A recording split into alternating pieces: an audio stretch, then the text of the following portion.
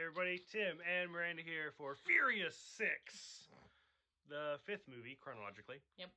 2013, which would make this the first Furious movie since I Met Jordan. I don't know. Shit like that always stands out to me. This movie introduces the new villain, Owen Shaw, played by Luke Evans, who's not famous for anything. Yet. Well, I mean, technically now he is, but no, he's not. It is the return, surprising to everyone, because nobody knew Letty is still alive. Weird. Mia has She Baby just Jack. lost her memory. Yeah, Baby Jack. So I don't know if these movies are supposed to age in real time or not, but the fact that this movie's almost 10 years old, I mean, that means Baby Jack's like 10 years old at this point. Yeah. So, I mean, Baby Jack might even be in a future movie. Ooh. Fancy. I don't know. Overall, what'd you think? Just go for it. It's not bad, actually. I thought the whole part of Letty, losing her memory was kind of dumb. Yeah, a little bit. But having amnesia. Yeah, having amnesia. Amnesia is one of those things that you see that a lot in movies and shows, and it's so overplayed that it's cliche. Yeah. And you're like, does it work that way? I feel like it is a little overplayed in this one. Especially when she shoots Dom and stuff, and he's like, she stared right at me. She knew who I was. All I can think of is the Umbrella Academy, the second season when was it 5? And what's her name? Or she has amnesia and they're driving past each other in the cars, and he's like, Allison. Yeah. Probably my favorite scene is Hobbs and Tage going shopping, because it's so Pretty Woman-like, where they're like, oh, you must be here for the help because you were clearly not ballin'. Yeah. Or whatever the fuck the guy says. I think he does say ballin' or baller. Or and then they're like, oh, by the way, we have $11 million. But by the way, we're going to buy all these cars and then... Give us your shirt. Yeah. You know what? The pants kind of go with the shirt. Give us your pants. I really like that watch, so... It's great. That's... like I said, it's a Pretty Woman moment. Give me everything. It's super dumb, but it is Pretty Woman of give me everything. Mm-hmm. So... You work on commission, right? Yeah. So...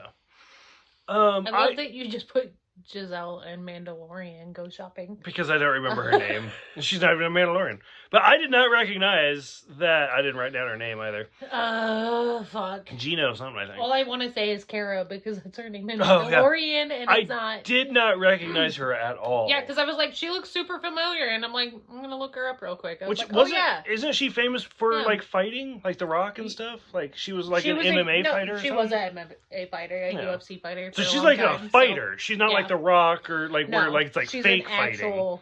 She's actual a fighter. UFC fighter. But I'm a big fan of The Mandalorian. I love The Mandalorian. Did not recognize her at all. Yeah. Being as drunk as I am, I also glazed right over Giselle dying. Oh yeah. Because he's like, she died. I was like, yes. Was it a big moment? Let go of Han to shoot the bad guy that was right behind him on the top of the car. Yeah, I glazed right over it. When the plane was hauling ass and dragging all the fucking cars and shit with it, which obviously they would have been in the air or those fucking chains would have broke by then. But it's cool. It's cool. As far as I know, this movie does have the first fuck in it. The word, not actual sex, because obviously Baby Jack is a character. What? What? People be fucking. What? But I think, none of these movies have ever been rated R. I think they're all PG-13. Yeah. So this is, and that's actually kind of changed over the years, because now everybody's like, oh, you get one fuck per PG-13. Gotcha. That's not true. If you look at movies like Adventures in Babysitting or Rent that are both PG-13, they both say fuck twice. It really kind of depends on that we counted. On your usage. Yeah, I know that. Especially Adventures in Babysitting, because she's like, you don't fuck with the Lords of Hell. You don't fuck with the babysitter. So stuff like that. Okay. And the further back you go, Anyways, they used their first fuck in this. So. But so Owen Shaw is, and it's Roman. Like we said, Owen Shaw is Luke Evans, who plays Gaston on Beauty and the Beast, you guys. So we made up fun little song that we now can't remember today. Drunk memory. But it went something like, no one drives like Gaston. Kidnaps Letty like Gaston. No one drives like Gaston. Plays a bad guy like Gaston. Kidnaps Letty and something. Crashes cars. Something like Gaston. It was really fun and cute, and now we can't remember because we're not as drunk as we were last night. So we gotta just keep drinking. It's a drunk memory. I'll probably remember it, and then we'll just sing the whole song on the next one. It's no biggie. Yeah. So one of my favorite moments towards the end of the movie is when I think it's Roman goes to reach for the food first. Oh yeah, the grace thing. And Dom is like, "You reach for food, you get to say grace." And once again, I love continuity. I mentioned that, and I don't even remember why, but they did something else that was a reference to the first movie, and that's a reference to when Jesse first reached for the food. So, I mean, the fact that this movie came out 12 years after the first, but they're still holding on to this little minor details.